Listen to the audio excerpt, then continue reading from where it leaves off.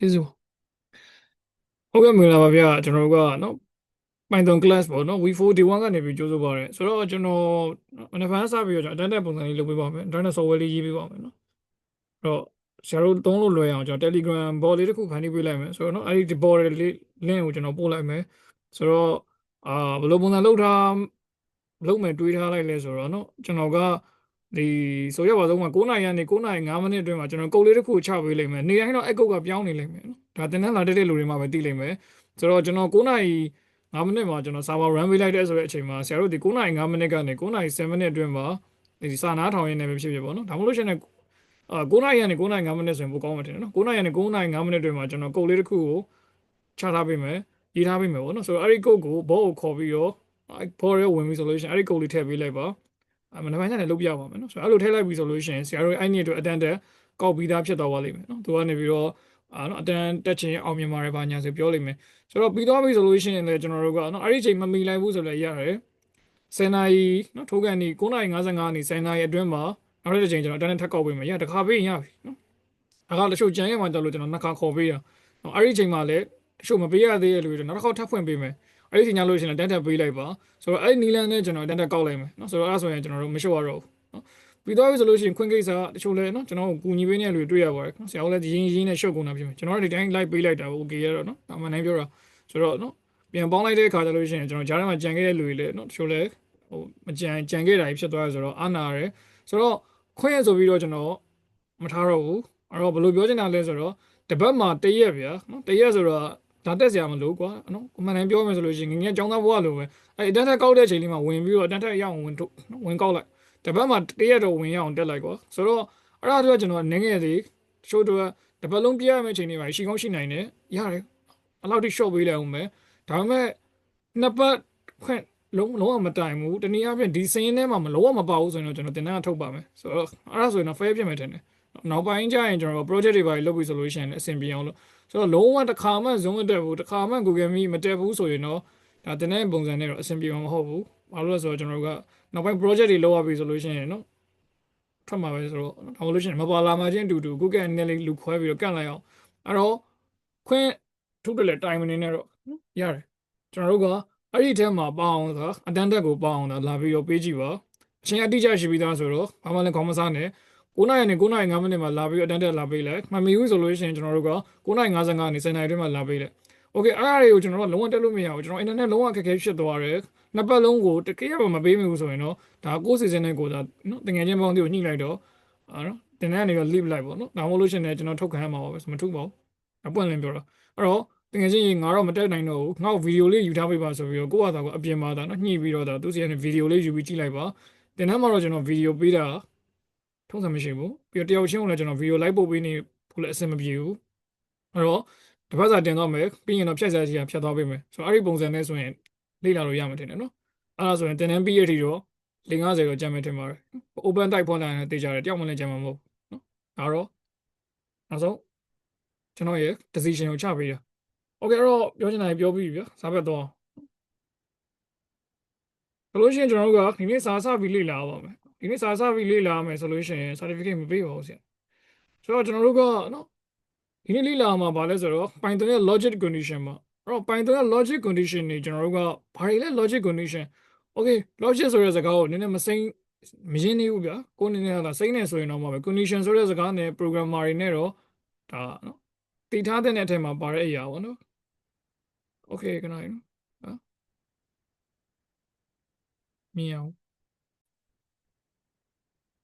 okay အဲ့တော့ကျွန်တော်တို့က logic condition ဆိုတော့လေ့လာမယ်အဲ့တော့ condition ဆိုတာကိုသိပြီဆိုလို့ရှိရင်ရှေ့ရစကားလုံးတစ်ခုဖြစ်တဲ့ logic နော် Python အထက်မပြောတော့ Python ဆိုတာဘာလဲဆိုတာသိပြီးသားပဲအဲ့ logic ဆိုတာငယ်ငယ်လေ့လာခဲ့ logic gate တွေအယူအဆပါပဲဘာတွေလဲဆိုတော့ and gate တို့ or gate တို့ not gate တို့ပေါ့နော်တချို့နည်းနည်းလေးမျက်စိထဲမှာပြန်ဖော်လို့ရအောင်ပြောတာအဲ့ဒါကြီးကကျွန်တော်တို့ဖော်လို့မရတော့ဘူးကျွန်တော်တို့ကကြောင်းနေနည်းနည်းလေးဝေးနေပြီ maybe နော်နော်အဲ့ဒါကြီးမသိတော့ပါဘူးဆိုလည်းရပါတယ်ကိစ္စမရှိဘူးကျွန်တော်နားလည်အောင်ဆရာတို့သဘောပေါက်အောင်ပြောပေးရမှာကျွန်တော်တာဝန်ပါနော်ဆိုတော့တက်နိုင်ဆုံးပြောကြည့်ပေးပါမယ်။ဟောတဲ့တိုင်းမရဘူးဆိုရင်တော့ဖြည်းဖြည်းချင်းပြန်လေ့လာပါ။လုံးဝနားမလည်ဘူးဆိုရင်တခြားဆက်ပြီးတော့တခြားနေရာနေလေ့လာတတ်ပါတယ်။လုံးဝကိုပဲဘယ်လိုနည်းလဲမှမလေ့လာလို့မရဘူးဆိုရင်တော့ဒါကကိုယ့်နဲ့ပဲကိုယ့်တည်းမဟုတ်လို့ပဲ။ဘာဖြစ်လို့လဲဆိုတော့ဒါတွေက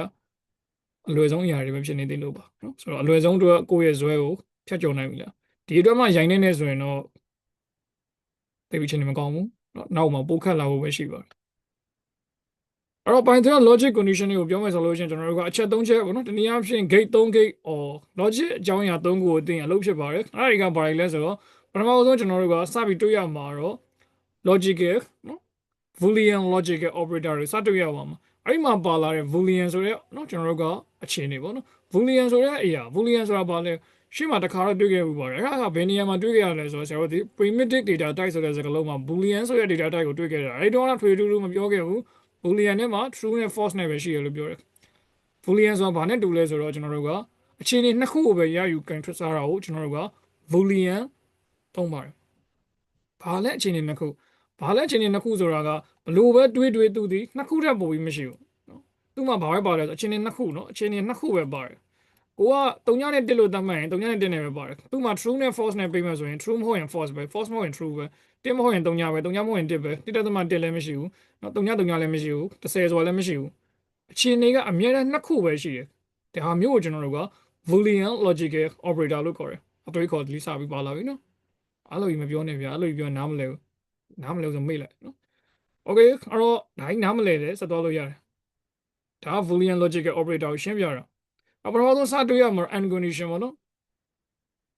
and ဆိုတာ Boolean logical operator ရဲ့တနည်းအားဖြင့် logic gate တွေရဲ့အသုံးအနှုန်းဖြစ်တဲ့ and gate or and operator အဲ့ဒါမှအခု programming မှာသုံးတဲ့ condition နဲ့ပေါင်းလိုက်တဲ့အခါမှာတော့နှစ်ခုပေါင်းတဲ့အခါ and condition ဆိုပြီးဖြစ်သွားတယ်ဆိုတော့ and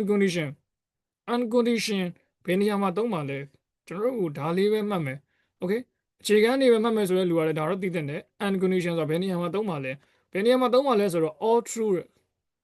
all true အကုန်လုံးမှန်တဲ့နေရာမှာသုံးတာအကုန်လုံးမှန်တယ်လို့ကျွန်တော်ပြောရနော်နှစ်ခုမှန်တယ်သုံးခုမှန်တယ်ဆိုတဲ့စကားကျွန်တော်သုံးမတော့ဘူးစာလည်းရေးထားပေးတယ် all true အကုန်လုံးမှန်မှာအလုပ်လုပ်စေချင်တယ်ဆိုတဲ့အနေအထားမျိုးမှာကျွန်တော်တို့က and condition နဲ့သုံးတယ်ဘလို့အကုန်လုံးမှန်မှာလဲဆိုတော့အခြေအနေတွေကအကုန်လုံးမှန်နေမှာအခြေအနေတွေအကုန်လုံးမှန်ဖို့အတွက်ဆိုလို့ရှိရင်ကျွန်တော်တို့ဒီ condition ကိုစစ်ရတော့မယ် condition ကိုပြောလိုက်ပြီဆိုလို့ရှိရင်လေ Python မှာကျွန်တော်တို့သိထားတာဒီ if condition if acid တွေလည်းသိပါသေးတယ်မှန်တယ် acid တွေ s တွေက if ပြီးမှထပ်ဖြစ်လာတဲ့အရာတွေသူ့ကိုခေါ်မယ်ဆိုလို့ရှိရင်တော့ if condition လို့ခေါ်လို့ရတယ်စာလို့ဆိုရင် if condition လို့ပဲရှိတယ် acid condition s condition ဆိုတာမရှိဘူးမဟုတ်ရှိတယ်အဲ့ဒါတွေဒီဘယ်အခြေခံတာလဲ if ကနေအခြေခံတာเนาะဒါဒီချင်းကလူတို့ကလည်းပြောခဲ့တယ် if မပါဘဲနဲ့ acid တွေ s တွေရေးလာတဲ့လူတွေကတော့ structure အောက်နေတာဆိုတော့ဒါကိုတော့ကိုယ်အနေနဲ့ပြန်ကြည့်မယ်เนาะ okay အဲ့တော့ if condition နဲ့ကျွန်တော်ကတွဲရေးကြည့်ရအောင်ဥပမာတဲ့လူတယောက်ကိုမေးလိုက်တယ်သူကဘယ်လိုဖြစ်ရမလဲဆိုတော့သူ့ရဲ့အသက် age ပေါ့နော် variable ကွာတော့ကြိုက်တဲ့နာမည်ပေးလိုက်ထားတော့ဒီမှာအသက်လို့ပဲထားလိုက်အောင် age ဒီ greater than equal 18နော်ဒီနေရာမှာ greater than equal ဆိုတာဘာလို့ဆိုလို့လဲတော့သဘောပေါက်မှာပါအသက်က18နှစ်နဲ့အထက်18နှစ်ဆိုလဲရတယ်18နှစ်တည်းကြီးရင်လည်းရတယ်ပြီးရင်ကျွန်တော်တို့ကဘာဖြစ်ရမလဲဆိုတော့သူကနော်သူ့ရဲ့name ပေါ့နော်နာမည်က equal ပေါ့နော်ညီရမယ်ဆိုတော့မောင်နော်နာမည်ကမောင်လေးဖြစ်ရမယ်ဆိုတော့နော်ဒီမှာရ full column လေးမှာထည့်လိုက်အောင်မှန်လားနော် if ဆိုတော့နော်ပြီး block ဖြစ်ဖို့အတွက်အဲ့တော့ဘာဖြစ်ရမလဲဆိုတော့နှစ်ခုလုံးမှန်ရမယ်အသက်ကလည်း16နှစ်ထက်ကြီးရမယ်နာမည်ကလည်းမောင်ဖြစ်ရမယ်ဒါကိုကျွန်တော်တို့ပုံမှန်အားဖြင့်စစ်မယ်ဆိုလို့ရှိရင်ဘယ်လိုစစ်လဲဆိုတော့ if age greater than or equal 18နော်သူအသက်16နှစ်ထက်ကြီးရမယ်ကြီးပြီလားကြီးပြီဆိုလို့ရှိရင်မှသူ့ရဲ့ block ပေါ့နော်ဒီ if က block တွေကိုဝင်ပြီးမှနောက်ထပ် if တစ်ခုထပ်စစ်လိုက်တယ်သူရဲ့နာမည်ဘာဖြစ်အောင်မလဲ name ဒီ equal မောင်နာမည်ဒီမောင်ဖြစ်ရမယ်16နှစ်ဆိုတာလည်းကြီးရမယ်16နှစ်ထက်လည်း16နှစ်နဲ့ညီပြီးကြီးရမယ်ပေါ့နော်16နှစ်ထက်ညီပြီးကြီးရမယ်နာမည်ကလည်းမောင်ဖြစ်ရမယ်အဲ့ဒါမှခမ်းမတွေကိုဝင်ခွင့်ရမယ်ဆိုရင်ဒါအခြေအနေနှစ်ခုလုံးမှန်မှအခမ်းမတွေဝင်ခွင့်ရမှာဟုတ်တယ်နော်ဒီပု္ပ္ပာကိုကြည့်မယ်ဆိုရင်အခြေအနေနှစ်ခုလုံးမှန်မှခမ်းမတွေကိုဝင်ခွင့်ရမှာဆိုရင်ဖြေရပါနေတယ်အဲ့ဖြေရပါလဲဆိုတော့ကျွန်တော်တို့ကို restrict ကန့်သတ်ထားတဲ့အရာကနှစ်ခုလုံးမှန်မှအဲ့ဒါကိုပဲနည်းနည်းလေးထပ်ပြီးတော့နှစ်ခုစလုံးဖြုတ်လိုက်မယ်ဆိုရင်အကုန်လုံးမှန်မှ age ကလည်းဒီရှင်နေဆို condition if the if condition လည်းမှန်ရမယ်ဒီ if condition ကလည်းမှန်ရမယ်အဲ့လိုမှန်မှအလုပ်လုပ်စေချင်တယ်ဆိုတဲ့နေရာအဲ့ဒီနေရာကိုတဲ့ကျွန်တော်တို့ဒီ Boolean logical operator ကိုဆရာတို့ဆရာမတို့ကသိတယ်ဆိုလို့ရှိရင်အဲ့ဒါကို and condition နဲ့တွဲပြီးတော့ရေးလို့ရပါတယ်တဲ့အားသာချက်အားနည်းချက်တွေရှိရနော်အားသာချက်အားနည်းချက်ခဏထားလိုက်အောင်ရေးလို့ရတာကိုရင်စားလိုက်လားအခုလည်းနှစ်ချောင်းရေးနေရတော့တစ်ချောင်းနဲ့ရေးမယ်ဆိုရင် and condition နဲ့ချိန်ရေးလို့ရတယ်တီဗီသားလူတွေကတော့တီဗီတယ်လို့ခဏထားလိုက်ဆရာတို့တို့လည်းပြီးရင်ပြောပေးမယ် ချိုးစဉ်နားလို့ပြောနော်တီးပြီးသားဆိုနားလို့ပြောမှာဒီနေ့တီးပြီးသားလည်းမနားနဲ့ဟုတ်ဘာလို့လဲဆိုတော့ဒီ condition logical condition တွေသုံးတာနဲ့ if နှစ်ဆင့်သုံးဆင့်ခွဲရေးရနဲ့ဘယ်နေရာမှာကွာခြားပါလဲဘာဖြစ်လို့ဘယ်နေရာမှာဘာကိုသုံးတာလဲဆိုတာလေးကိုလည်းရှင်းပြပေးဦးမယ်ပြီးမှလာမမေးနဲ့တခါလေးရှင်းပေးမယ် if age ဒီ condition ကိုပြန်ရေးလိုက်မယ်ဘာဖြစ်ရမှာလဲ18တက်လည်းကြီးရမယ် name ကလည်း equal မောင်မောင်လေးဖြစ်ရမယ်မောင်မောင်ပေါ့ဗျာမောင်မောင်ရေးလိုက်တယ်အဲဆိုရင်ကျွန်တော်ကဂျားထဲမှာဗာထည့်ပေးလိုက်လဲဆိုတော့နှစ်ခုလုံးမှန်မှအလုပ်လုပ်စေချင်တာဖြစ်တဲ့ကြောင့်မလို့ all true အကုန်လုံးမှန်မှအလုပ်လုပ်စေချင်တယ်ဆိုတော့ and operator and လို့ရေးပေးလိုက်ဟာပဲ if age greater than or equal 18 and name equal မောင်မောင်ဆိုလို့ရှိရင်ဒါပါလဲဆိုတော့အသက်က18နှစ်တည်းကြီးရမယ်မောင်မောင်လေးဖြစ်ရမယ်နှစ်ခုလုံးဖြစ်ရမှာနော်နှစ်ခုလုံးမှန်မှာဒီဘက်တစ်ခုတည်းမှန်လို့မရဘူးဒီဘက်တစ်ခုတည်းမှန်လို့မရဘူးနှစ်ခုလုံးမှန်မှအလုပ်လုပ်စေချင်တာဖြစ်တဲ့အတွက်ကြောင့်မလို့ and ဒါနှစ်ခုပဲရှိလို့ဒီနေရာပြင်စာလို့ခေါ်မယ်ဆိုတော့ all true အကုန်လုံးမှန်မှအလုပ်လုပ်စေချင်တယ်ဆိုရင်ဒါကျွန်တော်တို့ရဲ့ငငယ်ကသိခဲ့တဲ့ and gate ငငယ်ကမသိတော့ဘူးဆိုလို့ရှိရင်လေအခုမှလေ့လာနေဆိုလေအဲ့ဒီနေရာကို and boolean logical operator လို့ခေါ်ပါတယ်အကုန်လုံးမှန်မှအလုပ်လုပ်စေချင်တဲ့နေရာမျိုးတွေမှာ condition ကို and နဲ့တွဲသုံးလိုက်တဲ့အခါမှာအခုလိုမျိုးချုပ်မိရေးလို့ရပါတယ်ဒါကနှစ်ခုတည်းဖြစ်နေလို့ဒီနေရာမှာသုံးခုစစ်မယ်ဆိုလို့ရှိရင်သုံးချောင်းရေးခဲ့ရတဲ့အခြေအနေကိုတစ်ချောင်းနဲ့တွဲရေးလို့ရတယ် and နောက်တစ်ခါနောက်တစ်ခုထပ်ပြီးတဲ့ and လိုက်ပေါ့နော်နောက်တစ်ခုထပ်ဆက်လိုက်အသက်လည်းဖြစ်ရမယ်နာမည်လည်းဖြစ်ရမယ်ပြီးရင်မြို့လည်းပဲများဖြစ်ရမယ်နောက်ထပ်စစ်ချင်တာစစ်ချင်တဲ့လောက်စစ်အကုန်လုံးမှန်မှဆိုရင် and condition ကိုသုံးလိုက် all true ဆိုရင် and ပဲ okay တော့အကုန်လုံးမမှန်ရင်ရောဗျာတွေးစရာရှိလားအကုန်လုံးမှန်တယ်ဆိုတော့ကျွန်တော်အများကြီးဖြစ်နေမှာမဟုတ်ဘူးလေနော်အကုန်လုံးမမှန်တော့စစ်လို့မရဘူးလားရတာပေါ့အကုန်လုံးမမှန်ကျွန်တော်ကဘာနဲ့ရေးမလဲဆိုတော့ or condition နော်ဖြတ်လိုက်တော့မမျိုးမနေပါနဲ့အကုန်လုံးမမှန်ကျွန်တော်တို့က or condition ကဘာလုပ်တာလဲ or condition ကဘာလုပ်တာလဲဆိုလို့ရှိရင် one true တခုမှန်ရပြီအကုန်လုံးတော့မမှန်လို့မရဘူးနော်အကုန်လုံးမှားနေလို့တော့မရဘူးတခုတော့မှန်မယ်တခုတော့မှန်မယ်စောစောကကျွန်တော်တို့ကနော်ပုတ်စာကိုပဲပြင်လိုက်မယ်ဒီခါကျတော့ဘာလဲဆိုတော့သူကနော်အသက်က greater than or equal 18ဖြစ်ရင်လည်းရတယ်အသက်18နှစ်တည်းကြီးရင်လည်းရပြီနာမည်ကမောင်မောင်ဖြစ်ရင်လည်းရပြီအဲ့နှစ်ခုတည်းဟောနှစ်ခုလုံးမှန်ရမလို့နော်တခုပဲဆိုရင်ကို okay ပြီခမ်းမရဝင်ခွင့်ရမယ်မင်းအသက်18နှစ်တည်း18နှစ်ပြည့်ပြီးသားလားပြည့်ပြီးသားဆိုလည်းဝင်ရတယ်ခမ်းမရဝင်အဲ့နာမည်မောင်မောင်ဖြစ်လားမောင်မောင်ဆိုလည်းဝင်နော်တခုမှန်ကိုပဲအလုပ်လုပ်ပြီနှစ်ခုလုံးမှန်ကြမလို့မှန်ကြမလို့ဆိုမှနှစ်ခုလုံးမှန်နေရောမှန်နေလည်းဝင်ပဲဒါပေမဲ့တခုမှမမှန်ရင်တော့ဘာလုပ်ရမလဲဝင်ခွင့်မရဘူး one true လို့ပါတယ်နော်တခုတော့မှန်ကိုမှန်အနည်းဆုံးတခုမှန်ရင်အလုပ်လုပ်စေခြင်းကျွန်တော်ဘာလို့သုံးမလဲဆိုတော့ all condition ဘလို့ချင်းတွေမှာရှိလေဒါကတော့ကိုယ့်ပုံမှန်မူတည်ရဲ့ letting program တစ်ခုနဲ့စဉ်းစားကြည့်တိတိကျကျကိုပဲကန့်သက်ထားရဲဆိုတဲ့အခြေအနေတွေလုံးဝ definitely အတိအကျလက်ခံခြင်းနဲ့ဆိုတော့ uncondition ကိုသုံးတယ်ရတဲ့ချွင်းချက်လေးထားပေးလိုက်မယ် exception ပေါ့နော်ဒီလောက်အချက်လက်ပြည့်စုံရင်တော့ရပါပြီတစ်ချက်နှစ်ချက်လောက်ပြည့်စုံရင်ရပါပြီအကုန်လုံးပြည့်စုံစရာမလိုပါဘူးဆိုတဲ့အနေအထားမျိုးတွေမှာ all ကိုသုံးတယ်ဥပမာပေးရင်တော့ပြောလို့လည်းပြီးမှာမဟုတ်ဘူးကိုယ့်ဘာသာကိုဖြည်းဖြည်းချင်းပဲပြန်တွေးကြည့်လက်တွေ့ဘဝရင်းနဲ့ကိုယ့်ဘာသာကိုပုတ်စာလေးဖန်တီးကြည့်နော်နောက်တစ်ခုအကုန်လုံးမှန်တာရဲ့တခုမှန်တာရဲ့ကြံနေတာကဘာလဲဆိုတော့တခုမှမမှန်တာပဲကြံတော့တယ်ဟုတ်တယ်မလားဆိုတော့မမှန်တာအတွက်ပေါ့ဗျာနော်မမှန်တာအတွက်ဆိုရင်ဘယ်လိုစစ်မလဲဆိုတော့မမှန်တာအတွက်ဆိုလို့ရှိရင်ကျွန်တော်တို့ကဘာလဲဆိုတော့ not condition not ဆိုတော့ဘာလဲဆိုတော့ where not မှားတာအကုန်လုံးမှားရင်ဘာရေးမလဲဆိုတော့ and နဲ့ခံရေးတာပေါ့နော်ရန်ကြီးနဲ့တွေးမနေနဲ့ဆိုတော့မှားရဲဆိုတဲ့အချိန်တွေကိုစစ်ရှင်တယ်မားရလေးမကိုပဲအလုပ်လုပ်တာပေါ့အဲ့တော့အပေါ်က and ကိုလည်းနားလည်လွယ်ပါတယ်ချို့တင်ရောက်လိုက်တဲ့သဘောပေါက်တယ်အကုန်လုံးမှန်မှအလုပ်လုပ်ဆိုတဲ့အချိန်တွေရှိတယ်ဆိုတော့လေလက်တွေ့ဘဝမှာရှိတယ်ဆိုတော့လေလက်ခံတယ်တခုမှန်ကိုပဲနော်ဒါတချို့ short ပေါက်ပြီးတော့နော်စစ်ဆေးပေးလိုက်တယ်တခုမှန်ကိုဝင်ခွင့်ပေးမယ်ဆိုတဲ့အချိန်တွေကလည်းအသုံးမယ်ဆိုတော့လည်းမြင်တယ်ဒါပေမဲ့ဘာလို့တော့နည်းနည်းလေးနော်စိတ်ထဲမှာဘဝင်မကြဘူးလည်းပြောလို့ရှိရင်တော့ not ကိုတော့သိဘဝင်မကြကြဘူးဘာဖြစ်လို့လဲဆိုတော့မဟုတ်တာကြီးဘာလို့စစ်နေမှာလဲလို့တွေးမိကောင်းတွေးမိနိုင်တယ်ကျွန်တော်ကတော့တွေးခဲ့ဘူးလေဆိုတော့နော်ကျွန်တော်တို့တွေးရလူရှိရင်ပြောပေးမယ်အဲ့တော့စိတ်ကျင်နေအောင် not ကလည်းအပေါ်အရာတွေလောက်နီးနီးအတုံးများတဲ့အရာပါဘလို့လဲဥပမာဆိုကြပါဆိုကျွန်တော်တို့ကလူတစ်ယောက်ရဲ့နာမည်ကိုစစ်ချင်တယ်အောင်ဖြစ်ရင်ဝင်ဒါလက်တွေ့ပေါ့နော်ဒါကတော့တွေ့ရများမှထင်မယ်တခါလေကြားလို့ရှိရင်ကျွန်တော်တို့ကပစ္စည်းတစ်ခုပျောက်သွားတယ်ပစ္စည်းတစ်ခုပျောက်သွားတဲ့အခါမှာလူရောက်100ရှိတယ်အဲ့ဒီ100လုံးကိုကျွန်တော်တို့ကစစ်လိုက်မယ်နော်အမေဒီကောင်ခိုးရလားဒီကောင်ခိုးရလားဆိုစစ်လိုက်ဒါပေမဲ့တချို့ຢာတွေကြတော့ပေချာပေါက်မခိုးတဲ့လူတွေရှိတယ်ဗျ။ဘာလို့ဆိုအဲ့တော့ကျွန်တော်နဲ့တူတူရှိနေတာပေါ့နော်။ကျွန်တော်ယုံကြည်ရတယ်ဆိုတဲ့လူတွေနောက်ဆုံးယုံကြည်ရမယုံကြည်ခဏထားလိုက်။အဲ့လူတွေတော့မစစ်နဲ့နော်။ဒီလူ100ထဲမှာလူ100လုံးစစ်စရာမလိုဘာဖြစ်လို့ဆိုတော့ကျွန်တော်10ယောက်လောက်ကတော့အတိအကျသိတယ်ပေါ့။ဆိုအဲ့10ယောက်ကကျွန်တော်တူတူရှိနေတာ။အဲ့ဒီထဲမှာလုံးဝမပါဘူး။ဒါမျိုးတွေဆိုတော့လက်တွေ့ပေါ်မှာရှိနိုင်တယ်နော်။ exception ချွင်းချက်နေတယ်သူတို့ကိုမစစ်နဲ့။မင်းတို့စင်းရဲထဲမှာပါတယ်တော့မှန်တယ်။ဒါပေမဲ့အဲ့ကောင်တွေကြည့်စရာမလိုအဲ့လူတွေကိုစစ်စရာမလိုဘူး။ဒါမျိုးအချိန်တွေမှာဆိုလို့ရှိရင်ကျွန်တော်ဘာနဲ့သုံးလဲဆိုတော့ not နဲ့သုံးလို့ရတယ် not မောင်အဲ့လိုလို့ရှိရင်မောင်ဆိုရင် ဘာမှပြောမနေနဲ့လောက်ခိုင်းပါလားတခုခုလောက်ခိုင်းပါဆိုတော့လောက်ခိုင်းလိုက်မမောင်ဆိုလို့ရှိရင်စစ်စရာမလိုဝင်ခိုင်းလိုက်ပါလားဒါဆိုရင်လည်း not မောင်မောင် not ဒီလေအတုံးများတဲ့အရာပါမဟုတ်ဘူးမဟုတ်ရင်ဝင် तू မဟုတ်တာနဲ့ဝင်တော့ရှိုးဆိုလို့ရှိရင်လည်းသူ့ကိုတဲဘန်းနေတာနော်မောင်မောင်ဆိုတဲ့လူကိုဝင်ခွင့်ကိုမပေးချင်တာအဲဆိုလည်း equal ကမောင်မောင်ရေးလို့ရတော့တစ်ဖက်ကလည်းပါတယ်မောင်မောင်ကိုဝင်ခွင့်မပေးရဆိုတော့တခြားလူတွေအကုန်ဝင်လို့ရတယ်ဆိုတော့ပါလေ not မောင်မောင်လို့ရေးရင်လည်းအလုပ်ဖြစ်တယ်ရှုံမသွားနဲ့နော်မောင်မောင်ကိုတဲဘန်းပါ equal မောင်မောင်မဝင်နဲ့ဒါလည်းအလုပ်ဖြစ်တယ်ဒါပေမဲ့အဲ့ဒါဆို SD ခံအောင်ပါဘာလို့နော်အဲ့ဆိုရေးလိုက်မှတခြားလူတွေကဝင်ခွင့်ရတယ်ဆိုရင်ရာဖြစ်သွားမှာလေဒါပေမဲ့တစ်ခါတည်းတန်းရေးလိုက်မယ် not မောင်မောင်မဟုတ်တာနဲ့ဝင် condition ဆက်သွားတဲ့ပုံစံလေးမြင်မယ်နော် and or not တွေကအလကားသက်သက်နဲ့ရှုပ်ထားတာမဟုတ်ဘူး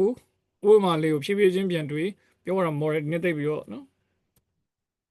ပြောမနေဘူးပေါ့နော်ဆိုတော့ကျွန်တော်မပြောရနဲ့ပဲဆရာတို့ပုံမှာတက်ရောက်မှုတော့မရှိသေးချင်ဘူးဒါမဲ့လည်းနော်ရန်ကြီးကလည်းဟန်လို့မနေချင်ဘူးအဲ့တော့ရင်တော့တိတ်ပြောလို့တော့နည်းနည်းဟိုလိုဒီလိုတော့ဖြစ်နိုင်တယ်ဆိုတော့နော်ဗီဒီယိုလေးပဲပြန်ကြည့်လိုက်ပါနော်ဥပမာအတိုင်းပေးလိုက်တော့ညာကြီးတော့မရှင်းချင်တော့ okay ထားတော့ဒါဒီပိုင်သွင်းရဲ့ logical condition နဲ့ခေါ်တဲ့အရာပေါ့နော်ငရတည်ရဲ့ logic gate နဲ့ condition နဲ့တွဲသုံးလိုက်တဲ့အခါပေါ့အဲ့လိုအလုပ်တွေဆက်ပြီးတော့ဖြည့်ရှင်းလို့ရပါတယ်ပေါ့ okay တော့ဆက်သွားမယ်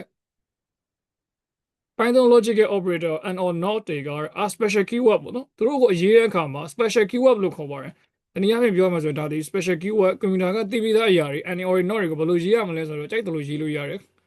ဘာမှမလို့ single code တွေ double code တွေမလို့ variable လည်းမဟုတ်ဘဲနဲ့ကွန်ပျူတာကကြိုသိထားတဲ့အရာ function လည်းမဟုတ်ဘူးကွန်ဆန်ကွန်ပိတ်တွေလည်းမလို့ဘူးလေနော် function ဆိုရင်ကွန်ဆန်ကွန်ပိတ်လေးပါတယ်ဘာမှမပါဘဲနဲ့သူတို့ကို special keyword လို့ခေါ်တယ်အထူးခွင့်ပြုထားတဲ့အရာတွေပေါ့နော် and or not တန်းရေးလိုက် thus act သူတို့ကလုပ်ပေးတဲ့ as conjunction in our code ကျွန်တော်ရဲ့ code တွေမှာ check set ပေးတဲ့နေရာ conjunction အနေနဲ့သုံးပေးတယ်စကားဆက် maybe နော်ကိုယ့်ရဲ့ condition or statement တွေကိုစစ်ဆေးမဲ့အရာတွေကိုဆက်ဆက်ပေးလိုက်တဲ့နေရာမှာသုံးတယ် connecting and evaluating multiple condition within a single expression ဒီမဲ့မေးခွန်းတစ်ခါတည်းဖြေထားပြီးသားသူကနော် within a single expression ပေါ်ပြချက်တစ်ခုရဲ့အတွင်းမှာနော် if တစ်ခုရဲ့အတွင်းမှာ as if တစ်ခုရဲ့အတွင်းမှာ as မှာတော့စစ်စရာမရှိဘူးပြောကြမလို့တယ်ဆိုတော့ကျွန်တော်ရဲ့ condition တစ်ကြောင်းတည်းမှာ multiple condition evaluating တွက်ချက်မှုများစွာကိုရေးလို့ရတယ်။ဘာကျွန်တော်က and ကိုနှစ်ခုပဲသုံးရမယ် or ကိုတစ်ခုပဲသုံးရမယ် or ကိုနှစ်ခုပဲသုံးရမယ်လို့မရှိဘူး။ကြိုက်တဲ့လောက်သုံးတစ်ကြောင်းတည်းမှာ and အကြောင်းတရားသုံးလိုက်ရတယ်။အချိန်တရားစစ်ချင်တစ်ကြောင်းတရားလုံးထည့်လိုက်နော်။ကိုကြိုက်တဲ့လောက်ထည့်လို့ရတယ် single expression if တစ်ခုတည်းအတွင်းမှာပဲ and or not ဒီအချိန်ရွေးများစွာသုံးလို့ရပါတယ်တဲ့နော်။ဒီစာချုပ်ကဒါကိုပြောတာ။နော်ဆရာတို့လည်းဆရာမတို့လည်းသဘောပေါက်မှာပါ။ရေးထားတဲ့စာဆိုတော့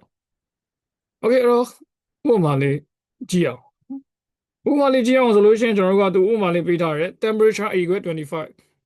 ဘာကြီးလဲတော့ဘာလို့တော့နော်လောက်ကြီးတီရောလမ်းမဝေးလောက်ဘူးထင်ပါတယ် temperature ဆိုတဲ့ variable ကို25ထည့်ထားတယ်အဲ့တော့ temperature ဒီ25ဖြစ်သွားပြီပေါ့နော် if sunny equal true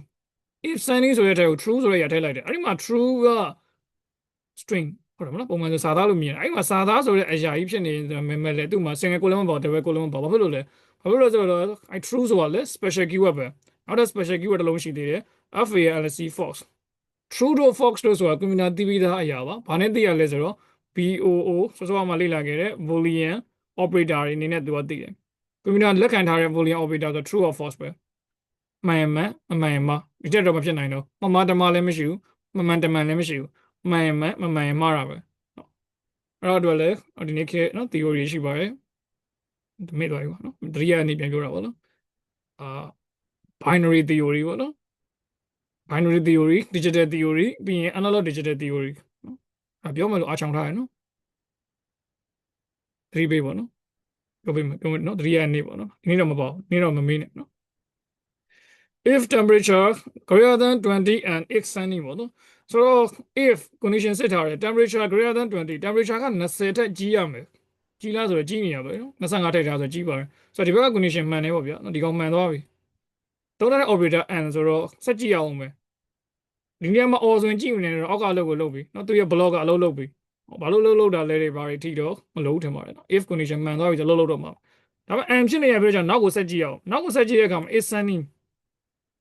if sunny ဆိုတော့ဘာကြီးလဲပေါ့နော်ပုံမှန်ဆိုတော့ရေးရမှာ is sunny equal ဘာဖြစ်ညာဖြစ်ပေါ့နော်သူထဲမှာစကားလုံးထဲမှာဆိုတော့ string ဆိုတော့ equal double quote တွေပါညာနဲ့စစ်မှာပေါ့ double quote မဟုတ်ဘူးဆိုတော့ဒီမှာ boolean ဆိုလဲ boolean operator နဲ့စစ်မှာပေါ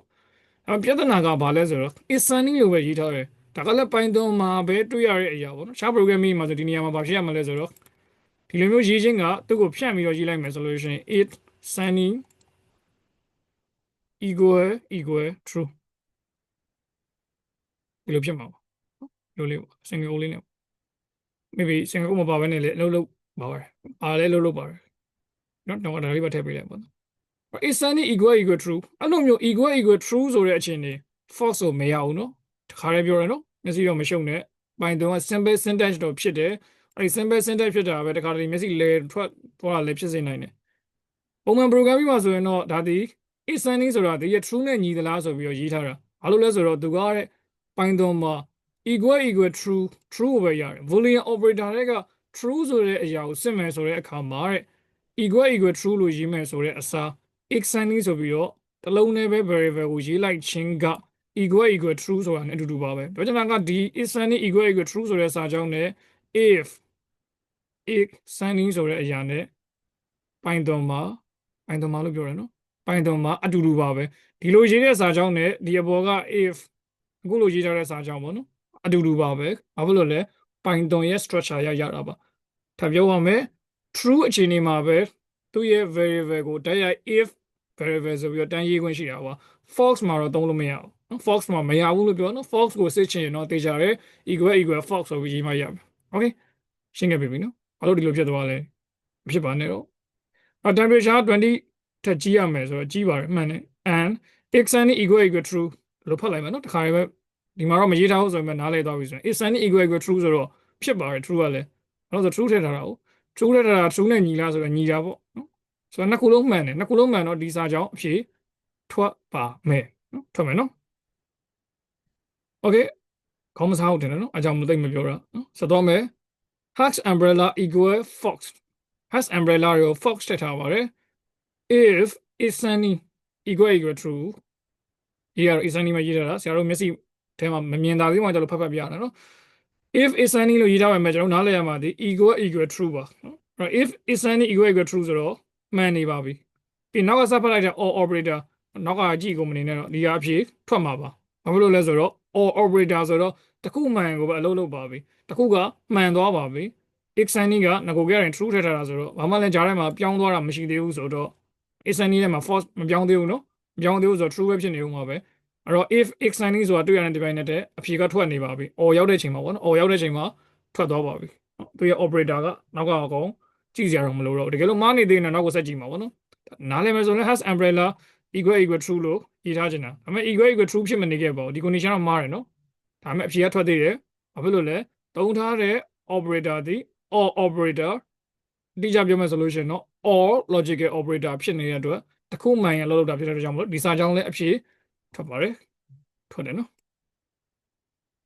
okay ဆက်သွားမယ် if not is sunny အဲ့ not is sunny ပေါ့နော်အဲ့ is sunny က not ဖြစ်တယ်နော်အဲ့တော့ print maybe work should install အဲ့မှာကျွန်တော်တို့နည်းနည်းလေးမျက်စိမလဲနဲ့နော်ကျန်တဲ့အားတွေအကုန်လုံး okay နေပြီနားကြရင်ကျွန်တော်နည်းနည်းမျက်စိလဲခြင်းတယ်အဲ့ if is sunny equal true equal true ဖြစ်လားဆိုတော့ is sunny က equal true ဖြစ်ပါတယ်အဲ့တော့ not is sunny ဆိုတော့ is sunny မဟုတ်ဘူးလားလို့မေးတာပေါ့နော် is sunny မဟုတ်ဘူးလားဆိုတော့ဒီမှာကျွန်တော်ကဘာပါနေလဲဆိုတော့ equal true ဆိုတဲ့အခြေအနေပေါ့နော်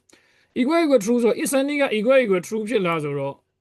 ဖြစ်ပါတယ် is sunny က equal true ကဖြစ်နေတယ်ဖြစ်နေတဲ့အခါမှာရှေ့က not ပါနေပေမဲ့ကျွန်တော်တို့က if true ဖြစ်ဖြစ်ဒီနေရာမှာ false ပဲဖြစ်နေဘာဖြစ်မှာလဲဆိုတော့သူ့အနေနဲ့ print စာလေးရေးထားတာဆိုတော့ဒီစာကြောင့်ထွက်ပါတယ်အဲ့နေရာလေးကိုတစ်ချက်ပြန်ပြီးတော့ကျွန်တော်တို့ကခလိထားပြီးတော့ကြည့်မယ်နော်ကိုယ့်အရာပြောရတာလေးကမျက်စိနောက်တလို့ဖြစ်လိမ့်မယ်ရှင်းပြမယ်နော်လဲမှာပြင်လာမေးဦးမယ်နော်ပြင်လာမေးဦးမယ်ဒီ not operator ဒီနေရာမှာဘာမှမထူးခြားတက်ရောက်မှုဖြစ်မသွားဘူးဆိုတာလေးကိုပြောချင်တာဘာလို့မထူးခြားတာလဲသူရဲ့ဥပမာပေးတာလေးကိုတစ်ချက်ကျွန်တော်တို့သွားပြီးတော့ဆက်မယ်ဘောရရအကုန်လုံးရမှာတင်နော်ဘောရရတော့ပြန်မစမ်းတော့ဘူးနော်အဲ့တော့ if sunny equal true maybe is sunny equal true ပေါ့နော်A ဗျာနော်ရှင်းတယ်နော် A equal true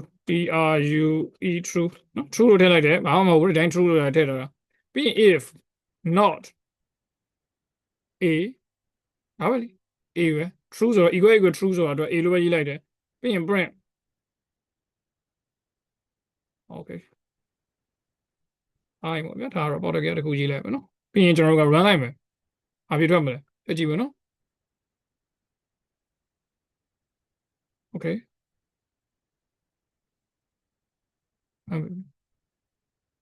နေဆွဲနေကျေးဇူး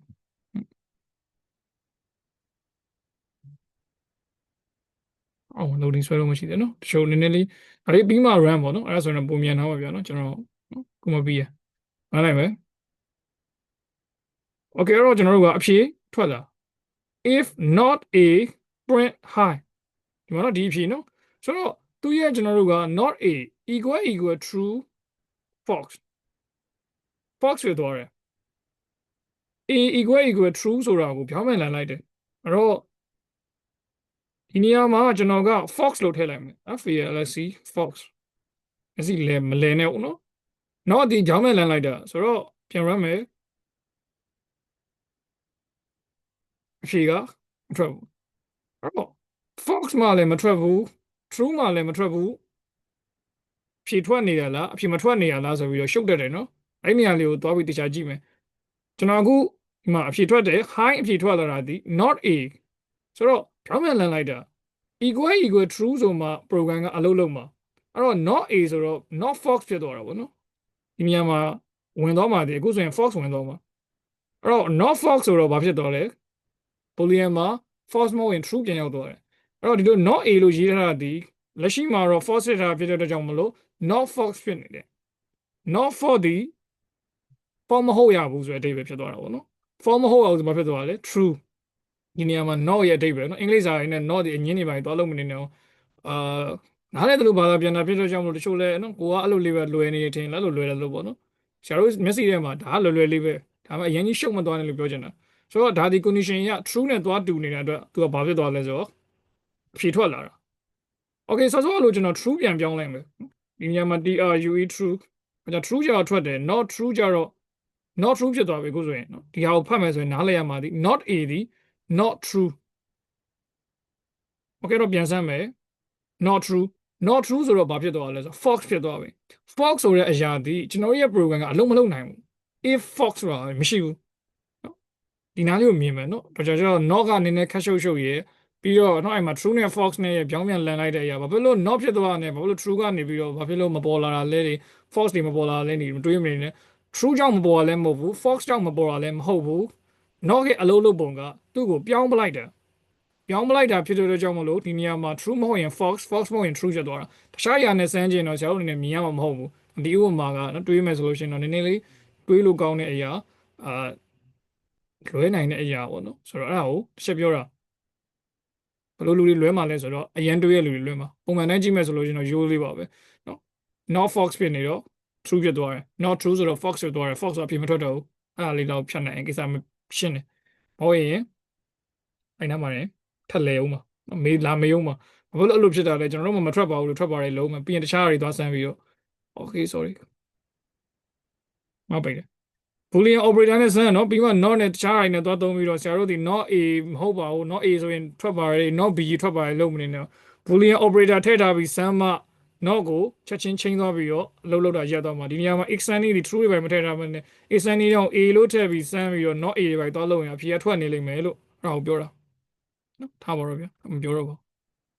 ဆန်းတဲ့ action အဲ့ဒါတက်မှမမြင်တော့လိမ့်မယ်နော် boolean ထည့်ပြီးဆန်းနော်ဒီတိုင်းဆန်းမယ်ဆိုရင်ပြောတာပြီးပြင်မထွက်ဘူးဖြစ်မယ်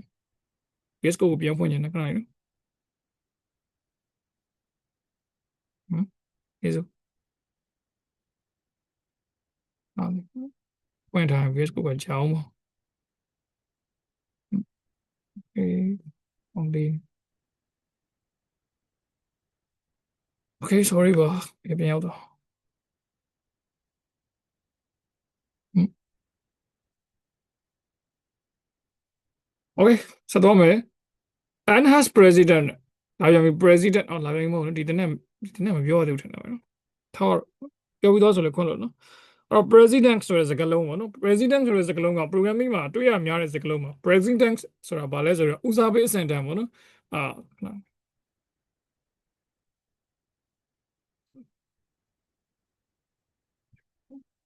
line တွေကြာနေပြီပြန်ခံဆုံးကပြန်ခံထားတယ် okay အဲ့တော့ and has president over all တော့ n နဲ့ or နဲ့ရှင်းလာခဲ့ဆိုတော့စာကြောင်းတစ်ချောင်းထဲမှာ n ရော or တွဲပါနေရင်ねဘယ်ဟာကိုအလုပ်လုပ်ရမလဲပေါ့နော်သူကဒါကိုပြောတာအေးဟုတ်ကဲ့ပါဟုတ်ကဲ့ဆိုတော့နော် n နဲ့ or နဲ့တွဲပြီးတော့လာရဲဆိုလို့ရှိရင်ကျွန်တော်တို့ဘယ်သူ့ဦးစားပေးပြီးအလုပ်လုပ်လဲဆိုတော့ n ကိုဦးစားပေးပြီးအလုပ်လုပ်ပါတယ်ဘာဖြစ်လို့လဲဆိုတော့ n had president over all စာတစ်ချောင်းထဲမှာ n ကို or တွဲရေးထားရင်ဘယ်သူ့ဦးစားပေးလုပ်လို့မလဲဆို n ကိုဦးစားပေးလုပ်လို့မယ်ရှေ့ရရှိရနောက်ကရှိရနဲ့မဆိုင်ဘူးတဲ့ဒါလေးရချက်အနေနဲ့မှတ်မယ်ပေါ့နော်တကယ်လို့တဲ့ n နဲ့ or နဲ့ကိုတဲ့နော်ဘလို့အချိန်ဒီမှာဆိုလို့ရှိရင်ဦးစားပေးမှလဲဆိုတော့ level အတူတူရေးထားရင်ဦးစားပေးမှာဘာပဲမီ level ဆိုတော့ဘာကြီးလဲပေါ့နော် parenthesis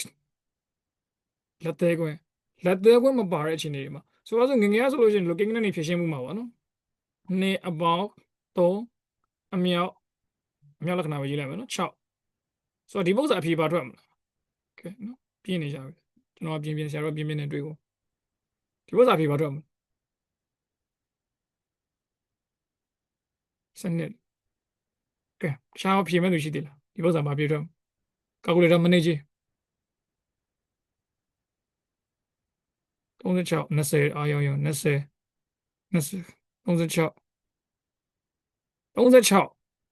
36ကြီးမမြောက်လား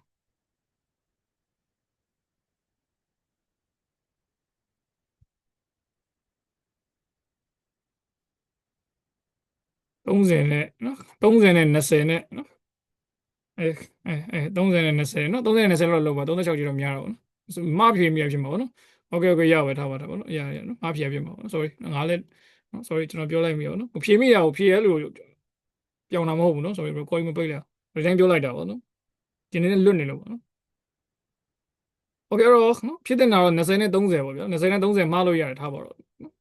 36လည်းမှားလို့ရပါတော့နော်မှားပြောမိရအောင်โอเคတော့တွက်ကြည့်အောင်ဘယ်သူမှလည်းလုံးမနေတော့ဟုတ်လားကာကူလေတာခေါ်လိုက်မယ်နော်ဖြေမှန်ချိုးလဲသိမှာပေါ့နော်ချိုးလဲဘာလို့ဖြစ်သွားတာလဲကိုမြင်စေချင်တာပါနော်အကြောင်းမို့ကျွန်တော်တွက်ပြမှာပါတမင်နော်โอเคအဲ့တော့ကျွန်တော်ကာကူလေတာခေါ်လိုက်မယ်နော်ညာတော့သိရလို့ရတယ်ဆရာပြောနားလဲနော်โอเคကျေးဇူးပါဖြေပေးရကျေးဇူးတင်တော့ကနော်ကာကူလေတာကျေးဇူး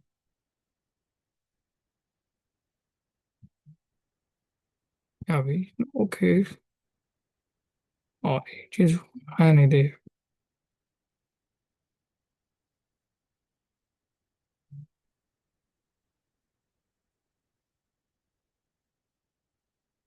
ကျေးဇူးတင်ပါတယ်နော်ခဏနဲ့ pause လိုက်အောင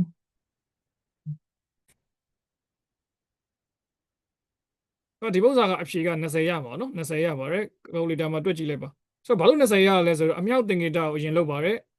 သူ့ရဲ့သတ်မှတ်ထားပြီးသားပါကျွန်တော်ပြောတာမဟုတ်ဘူးနော်သင်္ချာမှာသတ်မှတ်ထားပြီးသား priority ဆိုတဲ့စကားနဲ့သုံးပါတယ်ဦးစားပေးအဆင့်တန်းပေါ်ပြမလို့ပေါ့နော် PRIORITY ဖြစ်မှထင်နော်ဟုတ်လားမပေါင်းတယ်ဘူးနော်စလုံးမမိုင်းခွန်းလို့ဟောတော့ရေးကြည့်လိုက်ပေါ့နော် okay အဲ့တော့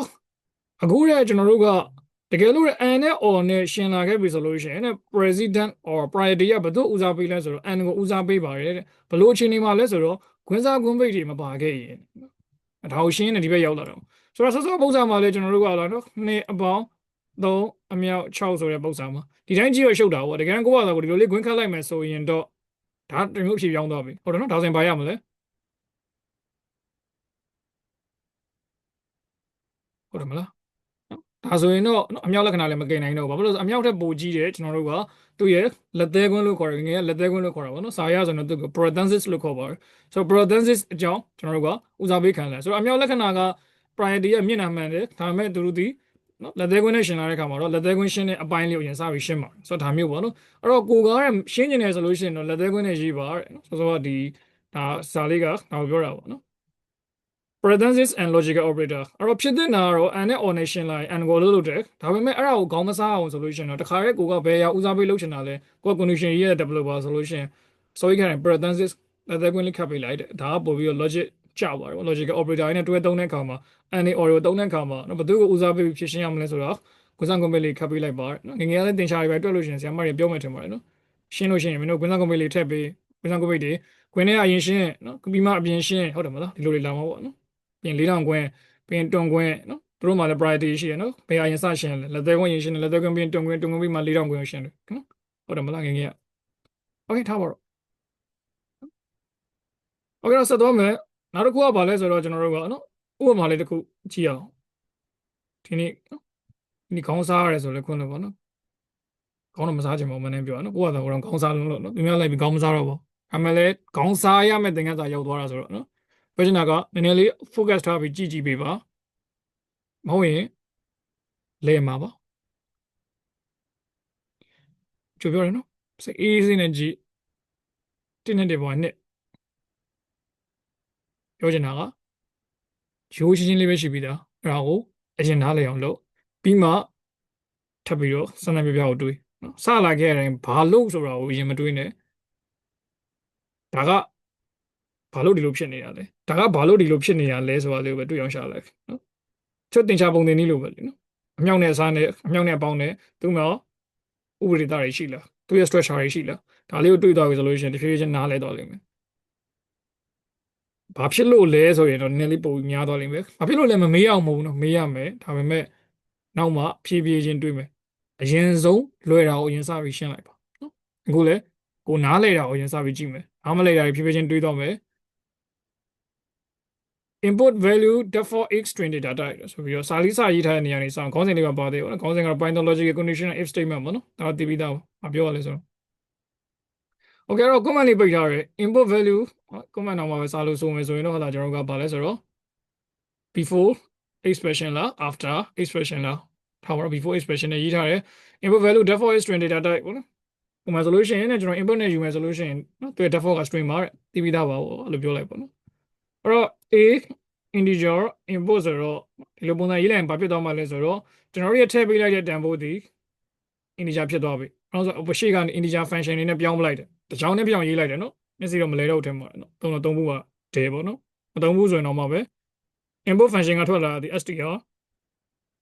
sorry ပါအဲ့ဒီအရာကို integer ကိန်းပြည့်ပဲဖြစ်ရှင်လို့ integer function နဲ့ထပ်ပြီးတော့အုပ်ပလိုက်တယ်အဲ့တော့ a ကိုကိန်းကနန်းပဲလက်ခံမယ်ပေါ့နော်ကိန်းကနန်းတော့ကိန်းပြည့်ပဲလက်ခံမယ်ပြီးတော့ဆိုလို့ရှိရင် b ကိုဘာဝင်မလဲ string စကားလုံးဝင်မယ်ကိန်းကနန်းမထည့်လဲ string မဝင်မှာဘာဖြစ်လို့လဲ string မထည့်ထားလို့လေအဲ့တော့သူပြီးမှကျွန်တော် integer b လို့ရေးလိုက်ပြီဆိုရင်တော့ဒါကျွန်တော်နားလေးနေရင်သုံးနေကြပုံစံဖြစ်တယ် b လည်း integer ဖြစ်သွားပြီအဲ့တော့ a ရော b ရော integer တန်ဖိုးတွေပဲလက်ခံတဲ့ variable နှစ်ခုအဲ့ဒီအရာကိုစစ်လိုက်တယ် if condition if a greater than 100 a greater than 100 a ဒီ100ထက်ကြီးသည်ကြီးသလားပေါ့နော် or b greater than 100သူ condition ကိုလိုက်ကြည့်မယ်နော်ဘာမှမစဉ်းစားနဲ့သူ condition a နဲ့ b နဲ့ကတစ်ခုခုက100ထက်ကြီးခဲ့သလားကြီးခဲ့ရင် print နော်ဒီ block အလုပ်လုပ်မယ်ဒီစာကြောင်းရဲ့အဓိပ္ပာယ်က a နဲ့ b နဲ့တစ်ခုခုက100ထက်ကြီးခဲ့ရင်100မရဘူးနော်100ထက်ကြီးမှရမှာ equal မပေါ့ one of these is greater than 100နော်ဒီထဲကတစ်ခုခုကတော့100ထက်ကြီးပါပြီပေါ့နော်ဒီ condition ဒါနားလည်ပြီးသားပါ as if ထပ်စစ်ထားတယ် a less than or equal to 100 and b less than or equal to 100 a နဲ့ b နဲ့က and operator ကြီးနော် and ဖြစ်သွားရမည်ဒီက a နဲ့ b နဲ့က100အောက်ငယ်ခဲ့ရင်နှစ်ခုလုံးငယ်ရမှာနော် a ရော b ရောနှစ်ခုလုံးက100အောက်ငယ်ခဲ့ရင်ဒီ condition ကိုလုပ်မယ်ဆိုတော့ print a နဲ့ b က less than 101ဆိုပြီးထွက်လာ101ဆိုပြီးထွက်လာမယ် we should note it order of condition ကျွန်တော်ဒီနေရာမှာသတိထားကမှာက condition တွေက order ကိုသတိထားရပါမယ်ဘာစာလေးတော့ရေးထားတယ်ဘာပြောမှန်းကျွန်တော်မမြင်သေးဘူးရတယ်ခဏလေးထားလိုက် as if ထပ်ဆက်ထားတယ် a greater than 1000 1000ပေါ့နော် and b greater than 1000 or a less than 10000 or b less than 10000ညီမတို့ဖတ်ပါလားဗျာညီမတို့လည်းဖတ်လို့ရပါတယ်ဗျာနော်ဆရာတို့တချို့တော့လေ့ကျင့်ပြအောင်ဖတ်တယ်ဆိုတော့1000 a နဲ့ b နဲ့က1000ထက်ကြီးရမယ်ဒီမှာ n ရော or ရောပါနေတယ်ခွန်းဆောင်ကုန်ပြီမပါဘူးဆိုရင်ကိုယ်အနေနဲ့နားလဲရမှာက n ပါတဲ့ဘက်ကိုယင်ရှင်းမယ် n ပါတဲ့ဘက်ကိုယင်ရှင်းမယ်ဆိုတော့ဒီလိုတစ်ဖြတ်ဖြစ်မှာပေါ့ဟိုကတော့စိတ်နေတာပိုင်ချလိုက်ဒါဒီဘက်ကတစ်ဖြတ်ဖြစ်မှာပေါ့ n နဲ့ဆိုတော့အဲ့တော့ a နဲ့ b နဲ့က1000ထက်ကြီးရမယ်1000ထက်ကြီးရမယ်နော် a နဲ့ b နဲ့1000ထက်ကြီးရမယ် or ဆိုတော့ a နဲ့ b နဲ့1000ထက်ကြီးရင်လည်းရပြီနောက် a နဲ့ b နဲ့က1000အောက်ငယ်ရမယ် n နော် a နဲ့ b နဲ့နှစ်ခုလုံးက1000အောက်ငယ်ရမယ် a နဲ့ b နဲ့1000ထက်ကြီးအောင်ဒါဘာနဲ့တူလဲဆိုတော့ကျွန်တော်ကဂျားအခြေအနေကိုစစ်တာပေါ့နော် a နဲ့ b ဒီ1000ထက်ကြီးပြီးတော့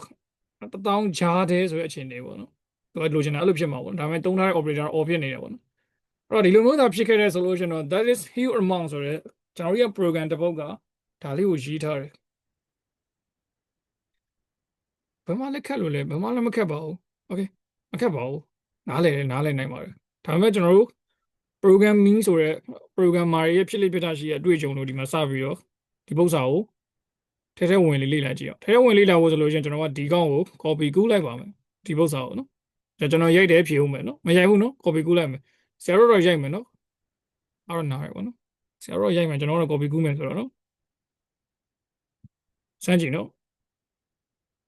control v ဟောဘောနော်နော်ပြပါဟုတ်ပါတယ်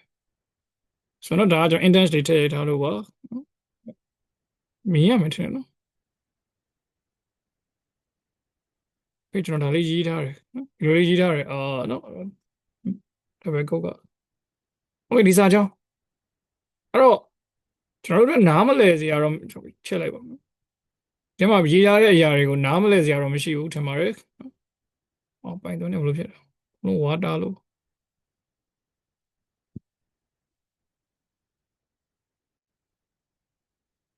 အဲ့တော့ interpreter ပြောင်းနေတယ်တူပါ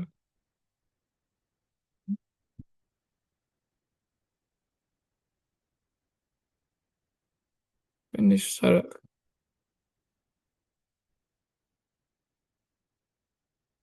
9.5ရပါ okay နောက်ကျွန်တော်တို့ run လိုက်မယ်လူရေးထားတဲ့ code တွေနဲ့ပတ်သက်ပြီးတော့ကျွန်တော်တို့နားမလည်တဲ့အရာမပါပါဘူးဒါပေမဲ့ဖြစ်နေတာကဘာလဲဆိုတော့ shooter နဲ့ခေါင်းစားမှာကျွန်တော်နည်းနည်း hints ပေးရရင်တော့ကျွန်တော်အောက်ဆုံးကြောင်းအဖြေမထွက်ပါဘူးအောက်ဆုံးကြောင်းမထွက်ပါဘူးဘာဖြစ်လို့လဲခုချင်းလိုက်စစ်ကြည့်အောင်နော်တကယ်လက်တွေ့မှာဆရာတို့ကိုယ်တိုင် program တစ်ပုဒ်ကိုရေးလို့ဆိုစစ်ပါဆိုတော့အခုကျွန်တော်ကအပေါ်ကပု္ပ္ပစာမှန်လားပေါ့နော်အပေါ်က condition လုံးနေလားပေါ့ဒီလိုခေါ်တာပေါ့အလုံးနေလားသိချင်တယ်သူလိုချင်တာကဘောတရားရှင်းမှာနော် A နဲ့ B နဲ့ကတရားထက်ကြီးရင်ဒါကဒီစာကြောင်းထွက်မယ် A နဲ့ B နဲ့ကတရားအောက်ငယ်ရင်ဒီစာကြောင်းထွက်မယ်ဒီနှစ်ခုကြားထဲမှာပေါ့နော် A နဲ့ B နဲ့က1000နဲ့1000ကြားထဲဆိုလို့ရှိရင်ဒီစာကြောင်းထွက်ချင်တယ်ဒါသူလိုချင်တဲ့ပုံစံဒါပေမဲ့သူရေးထားတာတွေကအဲ့လိုဖြစ်ရလားဆိုတော့ကျွန်တော်တို့ကစစ်ရတော့မှာဒါကို tracing လိုက်တယ်လို့ခေါ်တာပေါ့နော်ကိုရေးထားတဲ့အရာဒီမှန်ရလားပေါ့နော်လိုချင်အောင်ပြင်ပြောမယ်နော်ဒီပု္ပ္ပစာလိုချင်အောင်ပြောမယ်နော်ဒီပု္ပ္ပစာဆိုလို့ရင်းဒီ A နဲ့ B နဲ့ဒီတစ်ခုခုကတရားထက်ကြီးရင် one of this is greater than တရားပြောချင်တာကသူရေးထားတဲ့စာနဲ့ကပ်ရမယ်ပေါ့ one of this greater than တရားထွက်ရမယ်ပြီးရင် A နဲ့ B နဲ့နှစ်ခုလုံးကတရားအောက်ငယ်ရမယ်ဒါဆိုရင် A နဲ့ B နဲ့ n are less than 101 A နဲ့ B နဲ့ဒီ1000နဲ့1000ကြားထဲမှာရှိတယ်ဆိုလို့ရှိရင် that is huge amount ဆိုပြီးတော့ပု္ပ္ပစာကအဲ့ဒါလိုချင်တာ programmer ကလည်းအဲ့လိုရေးထားတယ်ပဲဆိုပါစို့ဒါပေမဲ့တကယ်လို့တွေ့မှာအဲ့ဒီအတိုင်းထွက်ရလားဆိုကျွန်တော်စဉ်းစားမယ်ရေးထားတဲ့ကုတ်ကိုကြည့်ပြီးတော့ထွက်မှာပါပဲလို့တော့မတွေးလိုက်နဲ့နော်အဲ့ဒါမလို့တချို့နည်းနည်းခေါင်းစားမယ်ဆိုတာပြောတာ okay စမ်းကြည့်အောင် under fact number ထည့်ပေးလိုက်မယ်ကျွန်တော်တို့ကအပေါ် condition line number 5 condition ဖြစ်တဲ့တရား A နဲ့ B နဲ့တရားထက်ကြီးရင်စာတောင်းထွက်မထွက်ကြည့်အောင်တော့ A နဲ့ B တရားထက်ကြီးမယ်ဆိုတော့တကယ်200ဗျာ A ဒါ first number 200အဲဆိုရင် A ထက်ကြီးသွားပြီနော်တရားထက်ကြီးသွားပြီ second number 200စမ်းလိုက်တယ် one of this greater than 100 okay ဆိုတော့ဘာလဲဆိုတော့ဒီ condition အလုပ်လုပ်နေတယ်သူလိုချင်တဲ့ထားထွက်တယ်ပေါ့နော် A နဲ့ B နဲ့တစ်ခုခုကြီးရင်ကိုပဲရပြီပြန်စမ်းမယ်တစ်ခုခုကြီးရင်ဆိုတော့နှစ်ခုလုံးကြီးအောင်ကျွန်တော်အခုဒီမှာထည့်ထားမိရယ်တစ်ခုပဲကြီးရင်လည်းလုပ်ရမယ်လုပ်ရလားသိရှိခြင်းနဲ့စမ်းမယ်နော် program တစ်ပုဒ်ဆိုအဲ့လိုပဲစခဲ့ရတာဆိုတော့ first number 20အဲ့ဆိုမကြီးဘူးနော်အဲ့တော့ second number ဘာလုပ်ရမလဲတရားထက်ကြီးရမယ်ဆိုတော့101ဒါဆိုကြီးပြီလေအဲ့ဒါခေါက်လိုက်မယ် one of this greater than 100ထွက်တယ် okay ဒီ condition ဒီတေချာပေါ့အလုပ်လုပ်နေပြီမှန်တယ် okay လေနောက်တစ်ခုသွားစမ်းမယ်ဒီကောင် okay နော်နောက်တစ်ခုစမ်းမယ်ဆိုနောက်တစ်ခုကဘာလဲဆိုတော့ A နဲ့ B နဲ့နှစ်ခုလုံးက100အောက်ငယ်ရမယ်အဲ့ဒါဆိုရင်ဒီ condition ထွက်လာထွက်တယ်ပဲပေါ့သိတယ်နော်ထွက်တာမှလည်းသိတယ်ထွက်လည်းသိလည်းစမ်းရမှာပဲဒါကိုလုံးပဲစမ်းမယ်တော့ကျေးဇူးအဲ့တော့20နော် A ရော B ရောနှစ်ခုလုံးကငယ်ရမှာနော်နှစ်ခုလုံးငယ်ပေးလိုက်တယ် A and B နှစ်ခုလုံးက are less than 101တရားတက်အောက်ငယ်တယ်ဆိုတော့ဒီ condition နဲ့အလုပ်လုပ်နေတယ်အလောက်နဲ့သွားပြီးမရက်လိုက်နဲ့အားဆိုရင်အောက်ကလည်းမှန်ပါပြီကွာဒီလောက်တော့မှန်နေပြီပဲဆိုပြီးတော့မထားပါနဲ့နော်ဒါကိုလေ့ကျင့်နေတာနော် A နဲ့ B နဲ့ဒီ1000နဲ့1000ကြားထဲဖြစ်ရမယ်1000ကြားထဲဖြစ်ရမယ်ဆိုတော့1000နဲ့1000ကြားထဲဖြစ်ရင် huge amount ဆိုပြီးထွက်ရမှာထွက်လာစမ်းမယ်နော်စမ်းမယ်ဆိုတော့ကျွန်တော် run လိုက်မယ် okay တော့ under fact number 1000နဲ့1000ကြားနော်1000နဲ့1000ကြားဆို2000လို့ရေးလိုက်မယ်2000 fact number 2000 second number all ခံထားတယ်တစ်ခုကြီးရင်ရပြီဆိုတော့နော် all ဖြစ်သွားပြီနော်20လို့ထည့်လိုက်မယ်ဒါဒုတိယတတိယ condition နဲ့တွားညှိရမှာနော်ညှိရနော်တတိယ condition ဒီပါလဲ 1000နဲ့1000ကြားရဲဆိုတော့တစ်ခု or ဆိုတော့တစ်ခုပြင်ရပြီဆိုတော့နော် first number 2000 second number 20နော်စိတ်ထဲမှာမသင်္ကန်းကဲ first number 2000ဗျာနော်ဆိုတော့2000နဲ့1000နဲ့1000ကြားရဲကိုဝင်နေတယ် condition ရတော့ဝင်နေတယ်ဝင်နေပြီနော်ဒါပေမဲ့ enter ခေါက်လိုက်တယ်ဒါဘာဖြစ်လာလဲဆိုတော့ one of this is greater than 100ဘယ်ထဲဝင်နေလဲဆိုတော့ဒီ condition နဲ့ကိုပဲရောက်သွားပြန်အောင်ကျွန်တော်ရဲ့ that is huge amount ဆိုရထွက်မလာဘူးအဲ့တော့ဒီနေရာမှာဒီ that is huge amount ထွက်ချင်ဘလို့လုတ်တင်လဲဘလို့ဖြည့်ရှင်းရမလဲဒါဆရာတို့အတွက်မေးကုန်မယ်ဆရာတို့ဆရာမတို့အတွက်မေးကုန်မယ်ဘလို့လုပ်မလဲ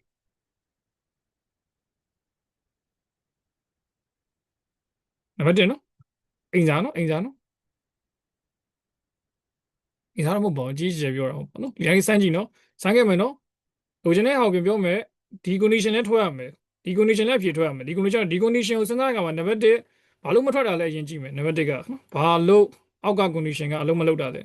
လုံးမလုပ်တာတော့အပေါ်ကနေတွားညှိနေလို့ပေါ့နော်ဒါနံပါတ်1တွေ့မယ်ထင်တယ်ဘာလို့မလုပ်တာလဲနံပါတ်2ကကြတော့ဒီနော်နံပါတ်10 active condition line နံပါတ်10 active condition ဒီဘာလို့ကျင်တာလဲဆိုတော့ A နဲ့ B ဒီ1000နဲ့1000ကြားတဲ့အခြေအနေဖြစ်ခဲ့ရင်ကြားရဲဆိုတာကိုစစ်နိုင်ရမယ် AI မမေးနဲ့နော် AI မသုံးတော့ကိုယ့်ဟာကိုရအောင်ရှာခဲ့မယ်နော် AI မသုံးချေနော် idea တွေးကိုလိုချင်တာနော် A နဲ့ B နဲ့က1000နဲ့1000ကြားဖြစ်ခဲ့ရင် huge amount ဆိုပြီးထွက်ရမယ်အဲ့လိုထွက်ဖို့အတွက်ဒီ program ကိုဆရာတို့ရဲ့ညံစွမ်းညံစကိုအသုံးပြုပြီးတော့ရေးပေးပါအဖြေမပြောနိုင်ဘူးတိအဲ့လူလည်းမပြောနိုင်ဘူးစိတ်ထိန်တာရတယ်ဆရာတို့ပြောတော့လည်းသဘောပေါက်တယ်ထိန်စိတ်ထိန်တာမနမှန်ကြမှာတော့ပြောမယ်ဆိုတော့နော် okay ပြီးပြီဒီလိုတော့လောက်ပဲ